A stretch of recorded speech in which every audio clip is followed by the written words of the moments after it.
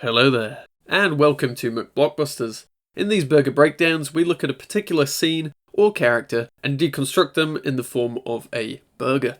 First, we'll go over the good, then the bad, and then I'll provide some suggestions for how they could have fixed said issues. On today's menu, we have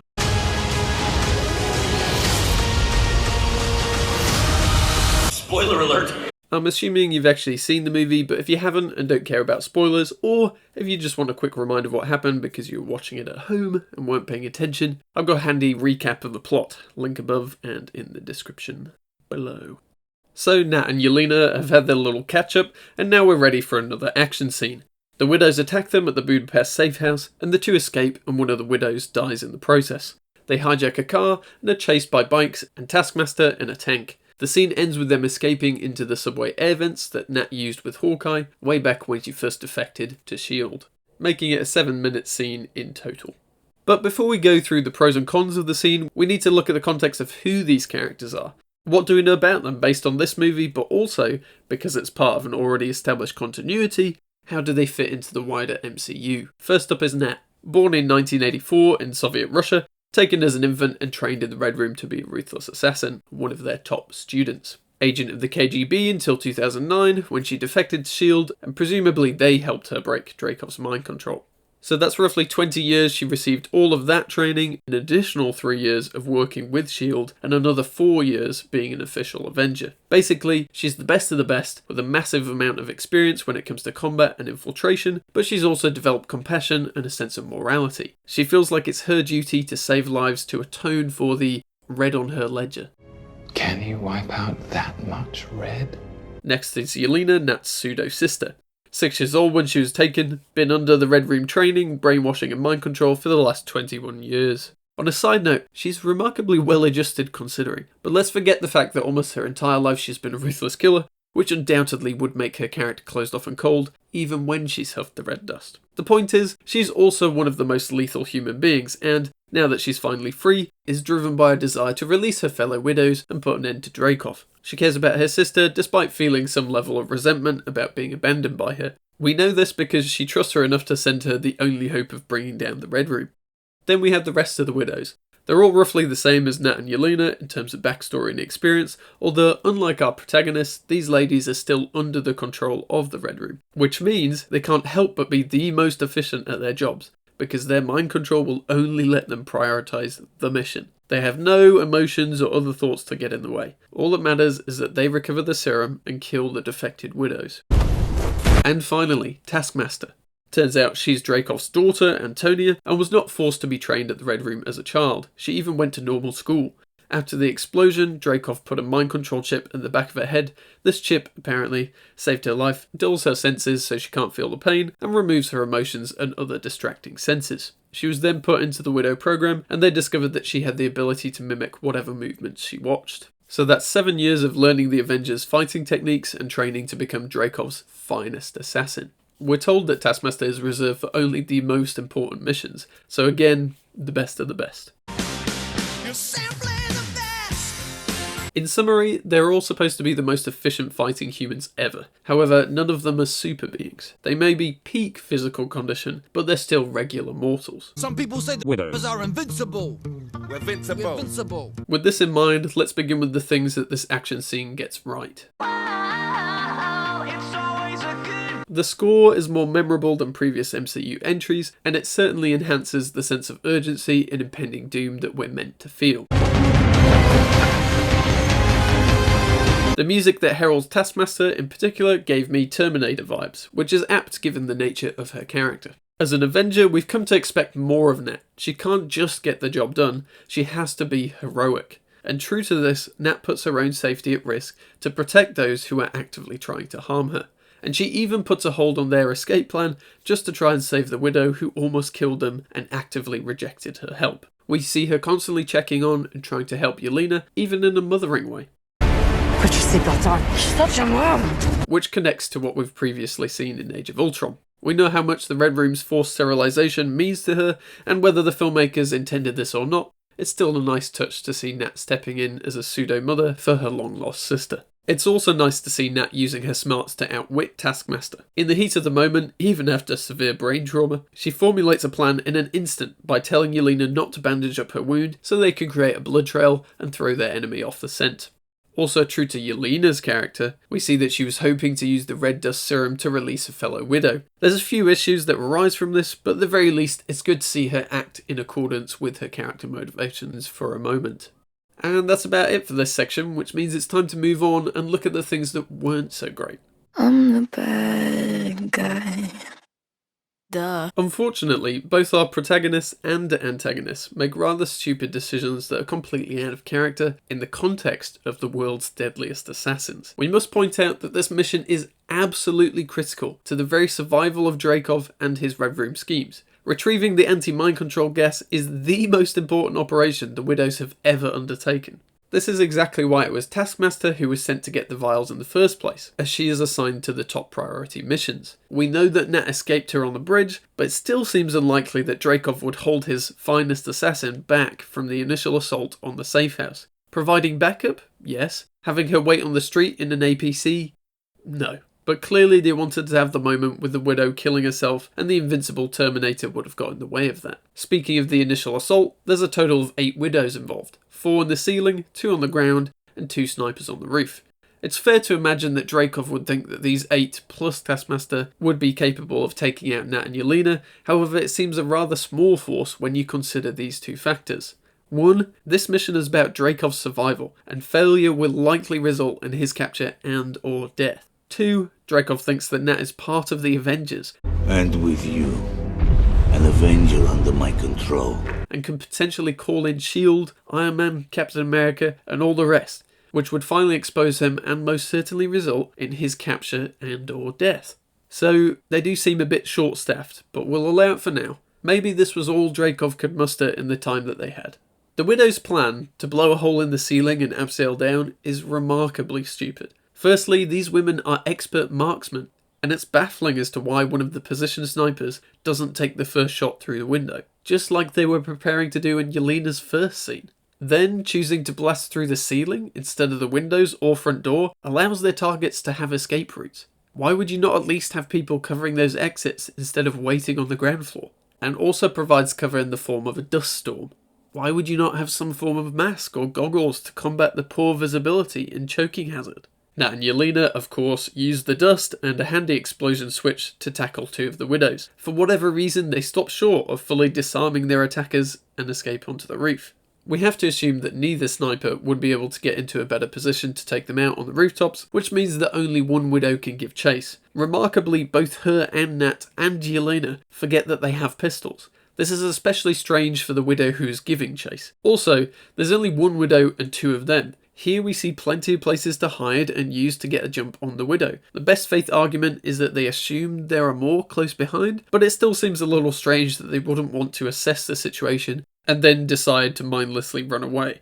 Which leads us to the chimney. Why is this the option they go for? Despite the editor's best efforts, we can still see that there is more roof space for them to run on, and it even leads to a window that they could have used if they were specifically trying to get into the yellow building, for whatever reason. There's no way that this would be anybody's first thought, let alone these characters. Well, they go for it, and for some reason, this particular chimney stack, aka the largest one in the square, is only held together by 1 bolt. I'm no engineer, but this seems a bit sus. Now it's time for the Widow to make some strange decisions. 1. Not just watching them do this and rightfully assuming that they'll die or be incapacitated, she jumps on and follows them. 2. Whilst dangling from Nat's hand, she tries to stab her. Why would she do this? Yes, she's under mind control and her one mission is to kill them, but the Red Room training is all about efficiency and achieving the best outcome. Why would she stab the hand that's keeping her alive? And if she's really so determined to kill Nat, regardless of her own personal safety, why doesn't she swipe at a leg that's actually within reach? The Widow falls to her death, but somehow...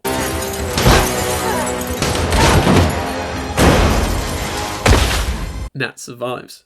Seriously, she's breaking every bone in her body, and landing on 2 feet from that height would absolutely shatter her legs. Also, there's no merit to Yelena flying through the glass if she sustains no damage from it. Not a scratch. It's such a strange decision, because Nat and Hawkeye were always the human element of the Avengers, and this was the one MCU movie where they had an excuse to have more realistic, grounded action and stakes. Personally, I was looking forward to it. I was really hyped for the movie because I was expecting some kind of Jason Bourne, Mission Impossible type movie. As an audience member, it's hard to feel scared for Nat when she bounces her way down 100 feet and only briefly has a stitch. It removes any investment from the action scenes because we don't believe that any of our hero characters are ever in danger, which was already an issue because of the nature of this movie being somewhat of a prequel. In just these 7 seconds, the filmmakers have managed to turn off the viewer's ability to care and replaced it with a screen full of digital noise and colours. And, pointing out that she is far from invincible later, well, I doubt the god from space has to take an ibuprofen after a fight. Only draws more attention to this error. She's human. She's vulnerable. So now we're safely on the ground with the dying widow who's finally remembered that she has ranged weapons. Not her pistol, of course, but I'm sure she couldn't have found a use for the taser firing bracelet before now. It seems a massive stretch to imagine that Dreykov wouldn't have cameras installed on his agent's suit, especially when he has the technology to monitor their oxygen intake and heart rate, as well as detect any injuries and pinpoint their exact location. But, as a result of this oversight, he sees that she has a fractured neck and leg, so decides to terminate. Dreykov thinks the world has a surplus population of women, and that they are disposable. However, does this decision to terminate really make sense? Not when we consider how the Red Room process works. The leaders of the program identify babies that have the genetic potential to be great assassins. How? Don't worry about it. Some of them are orphans or abandoned, whereas some are actually bought from their parents. So Dreykov is spending a lot of money finding these girls to then put into the Red Room, and then only 1 out of 20 of these survive to become a widow. This would make each of these elite assassins an incredibly valuable asset. With this in mind, would Dreykov really terminate one of his widows if all he could see was that she had a couple of fractures? Anyway, he pushes the button and the widow starts to commit suicide. But then she says, I don't want to do this. He's making me. Which now conflicts with what we're being told about the mind control. How is she able to even make this statement? It can't just be that she's in pain, because a second ago she was trying to kill Nat. So you're breaking your own rules that you've established. They're either mind controlled or they're not. Having her say this is just strange and confusing for the audience. Well, now the widow is dead. But if Dreykov just terminated her to cover his tracks, why such an inefficient way of disposing of them? It's a good job the widow hadn't broken both of her arms in the fall, or she wouldn't have been able to carry out the order. And what if somebody finds this body before the widows have time to extract her? Especially if S.H.I.E.L.D. end up seeing it, they would instantly know that the Red Room does still exist, because this woman is wearing the same suit as one of the Avengers who used to work for Dreykov. His whole operation would be exposed. Nat examines the body as Yelena arrives on the scene. We see that she's willing to use one of her precious vials on this widow, which is great, except now we have to ask ourselves, why not here, or here? They could have released these widows and got all the backup they need before this chase even started. So already, there's a lot of incompetence on display from a whole bunch of characters who are supposed to be highly competent under pressure, and we've only covered the initial assault. Now I could go into this level of scrutiny for the rest of the scene, and the entire movie for that matter, but for the sake of brevity and getting this video done, we're going to speed through and only highlight certain issues. We begin with a tank. Taskmaster is finally on the scene in an indestructible armoured personnel carrier, or APC, albeit just to let us know that she's around. It quickly moves on to a bike chase, which ends with Nat and Yelena bouncing over some cars. This serves as yet another reminder of how indestructible these non-super beings are, and to remove any tension we the viewers might have felt. It's a shame really, because if Nat hadn't randomly forgotten how to drive a car, the widow wouldn't have spotted them and they would have gotten away. Or they could have just asked the nice man if they could hide in the back of the product placement car. Either way, Nat just happens to be dumb so that the rest of the chase scene can happen. The widow pulls out a gun with lots of ammo and shows that she is capable of using it while riding the bike. This is problematic for the rest of the chase when she has plenty of clear opportunities to shoot them but doesn't. The bullets break glass and even make holes in the exterior, but they disappear before entering the interior of the car. And this vehicle isn't even supposed to be bulletproof. It's just a regular car. Again, why would we experience any sense of danger when it seems like our protagonists have a protective bubble of plot armor around them? Yelena congratulates herself on saving them, implying that she knew that Nat wouldn't lose complete control of the car, and that the door would fly off and defy physics. With that widow out the way, Taskmaster is allowed to re-enter the scene. The traffic takes one for the team by allowing the APC to bulldoze through them methodically, without a single car deciding to pull over or drive out of the way when they see cars getting munched up behind them in their mirrors, till we see her pop up and determine that firing an explosive arrow will be the most efficient way of destroying them. Maybe the reason she's been so far behind this whole time is because she was on standby mode? Already, that seems about as unlikely as Yelena not having put her seatbelt on before now, but we'll go with it as it's the nice visual connection to Hawkeye. But what is impossible to ignore is that there is no way that bouncing the arrow off the floor was the most effective way to destroy the car. It doesn't matter if you've told us that Taskmaster is analysing finding the best possible way when you visually show that it's obviously not. This is plot armor in full effect, because Taskmaster was about to end the whole movie. She should have shot it right through the broken back window, and then they would be definitely dead. So now we've completely destroyed her credibility as an elite assassin. By now, nobody's surprised by this, but Nat and Yelena survive.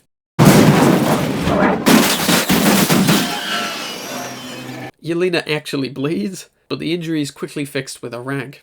Taskmaster continues to hammer home how much of a threat she isn't by casually walking after them. Unfortunately, we can't even claim it's a display of dominance and control, because Taskmaster has failed to complete this top priority mission several times now. Could you at least jog after them? Why did she just leave the shield? It literally saved her life when she fought Nat for the first time. And it's not like she's in any rush, so there we have it. In 7 minutes, we've managed to completely undermine all the characters, just for the sake of having an action scene with some big explosions and visual noise.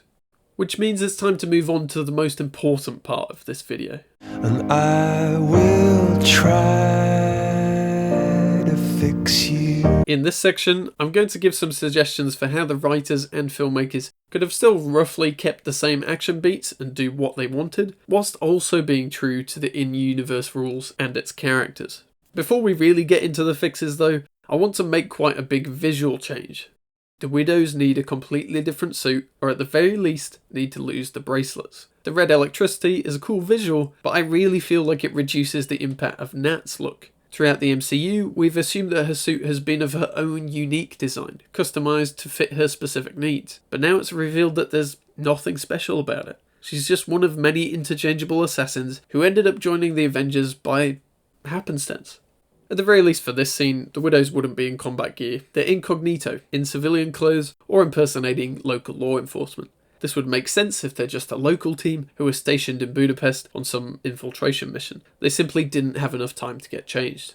But also, spies are supposed to be discreet. The Red Room wants to be under the radar so as not to attract the attention of the Avengers. These high-tech combat suits are attention-grabbing, and all it would take is a CCTV camera or for someone to post a video on social media, and S.H.I.E.L.D. will be all over them. Secret blown. Same goes for when the widows are terminated. If they're in plain clothes, there's nothing to suggest any link back to Dreykov. So, at least for my version, going forward, the widows are going to be in normal clothes. They also all have access to face masks, a mandatory requirement since Yelena defected with the red dust. This helps them have at least one distinguishing feature that sets them apart from the public, but also fixes a few other issues.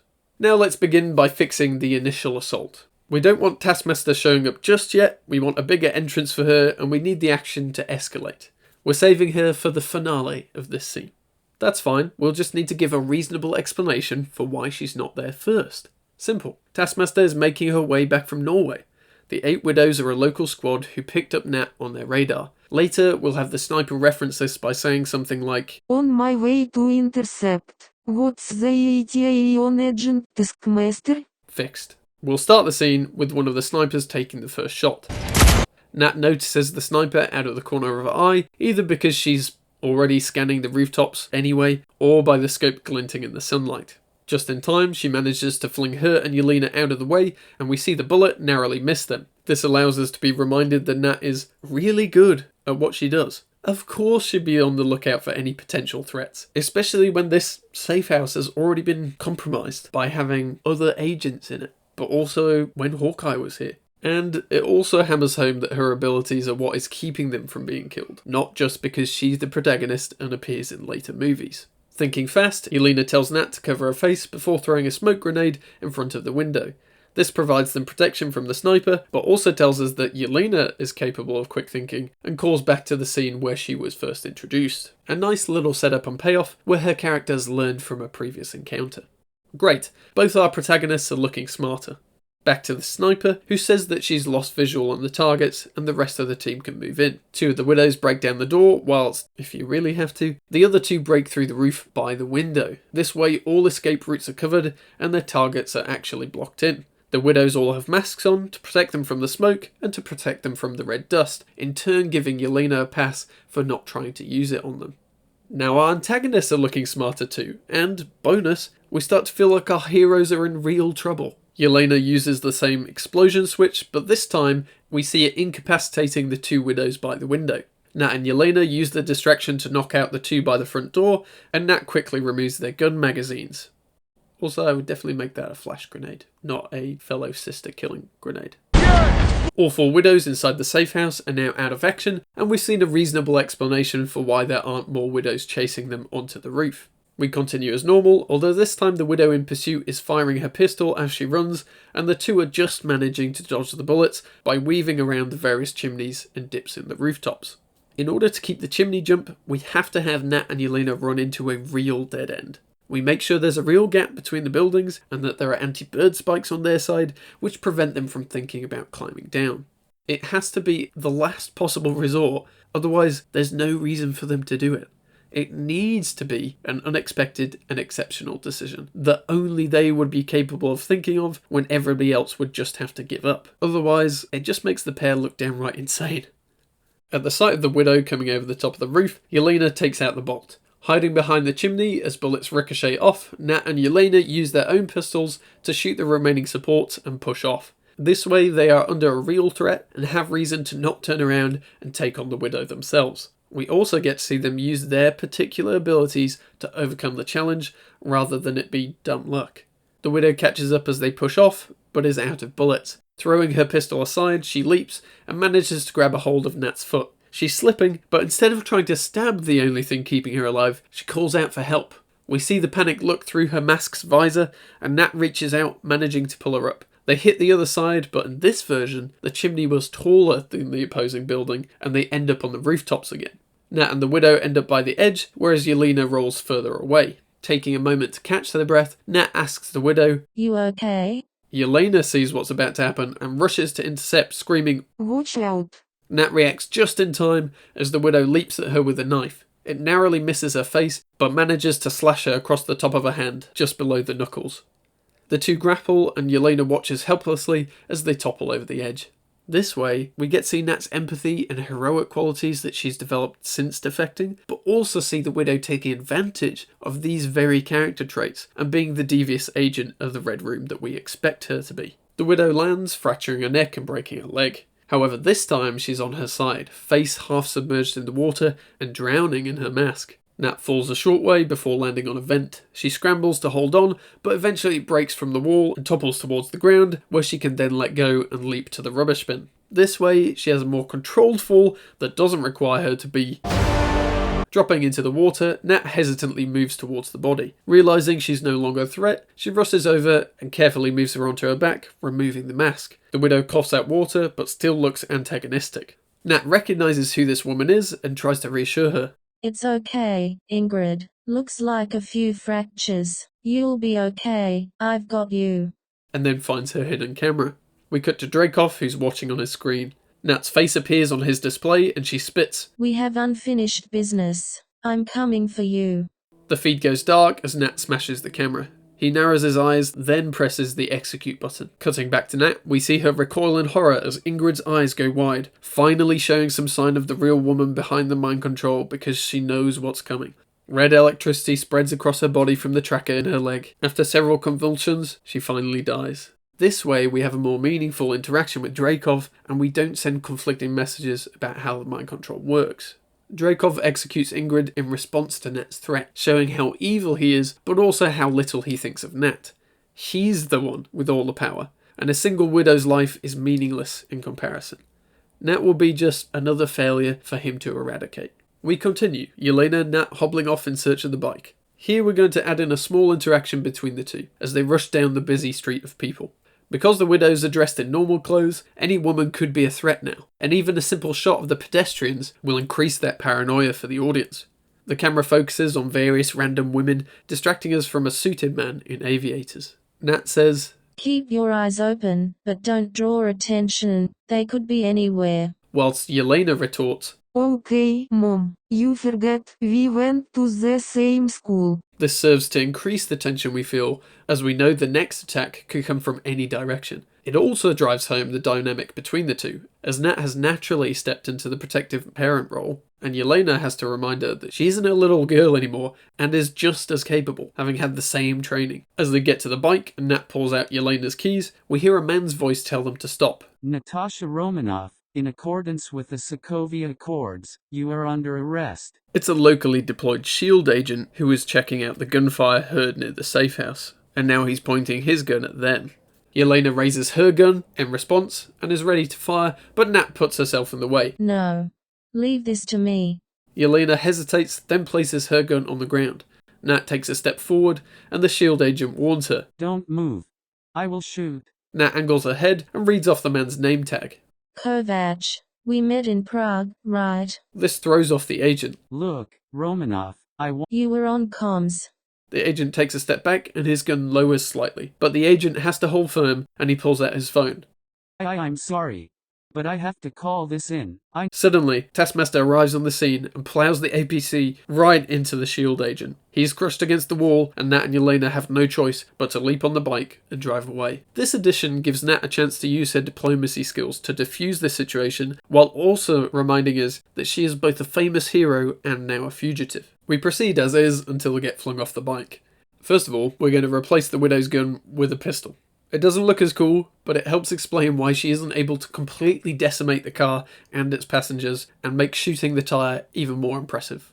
Then we're going to have Yelena take the car at gunpoint, and instead of Nat saying, "You can't just steal a guy's car," which makes no sense, Nat knows how much they're in danger, she'll just call back to the man in Hungarian. "Sajnálom." Once in the car, Yelena says, The Avengers made you soft. Nat doesn't get a chance to reply as the widow appears and fires a shot. We skip the whole Nat can't reverse bit and the chase continues. Again, we're reinforcing what we know about Nat's character and showing the difference between the two.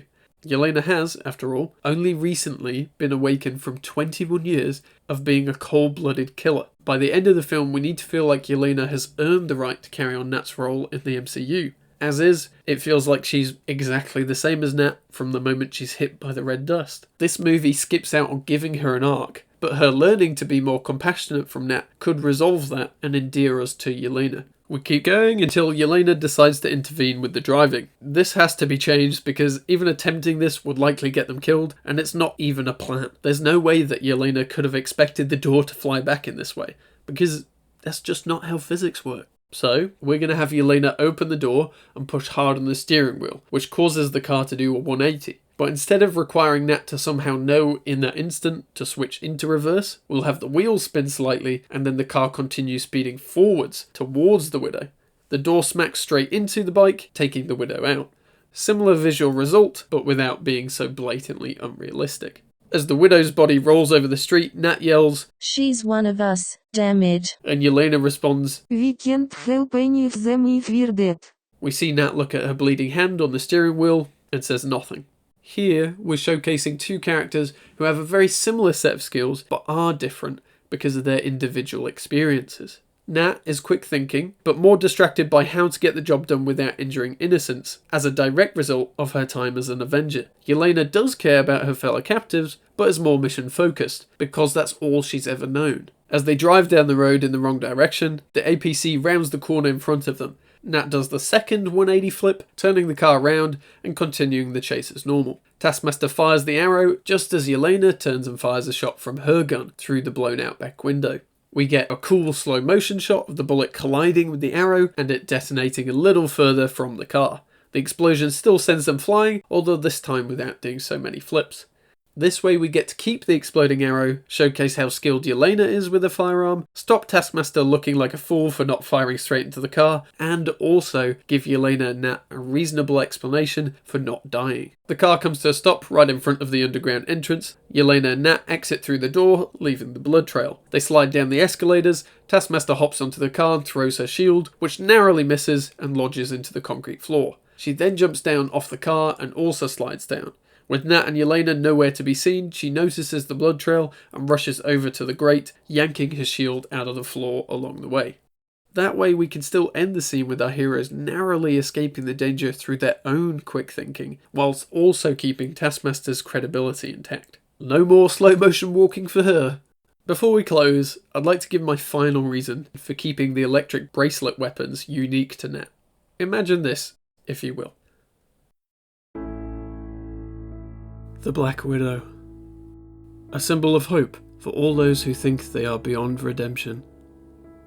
Her heroic deeds are memorialized in breaking news coverage and museums throughout the world. Her iconic weapons and suit have taken over popular culture. Little girls dress up as her, inspired to stretch themselves to reach their full potential. News of her death devastated many around the globe, and now we watch as Natasha Romanoff's little sister arrives by a solitary grave to finally pay her respects. She wasn't invited to the funeral. The Avengers never even knew that she existed. Yelena takes out a package given to her by Rick Mason, and the note attached reads, "We all have to choose between what the world wants you to be and who you are. Love, Nat." Yelena smiles, and a solitary tear runs down her cheek as she opens the box. Inside are Nat's bracelets. She's entrusted them to Yelena, and it's now her time to take up the mantle. She is the Black Widow.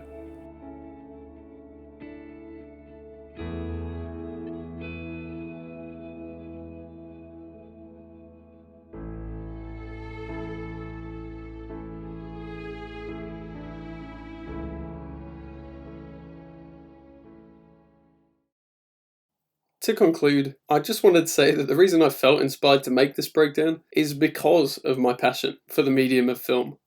I've spent many years of my life either making my own or working on big budget Hollywood productions, and I'm even friends with people who worked on Black Widow. So believe me when I say that I know how hard it is and how much collaboration it takes to make a single movie. Filmmaking is a craft, it's an art, and that's why it's so important to evaluate the good and the bad and then figure out what improvements could have been made. I want our standards to get higher and higher, so that our storytelling becomes greater and greater.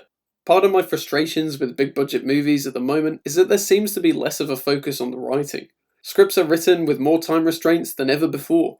There's less time to make sure that our characters are consistent and that our scenes are true to the established in-universe rules, which ultimately results in a less meaningful story.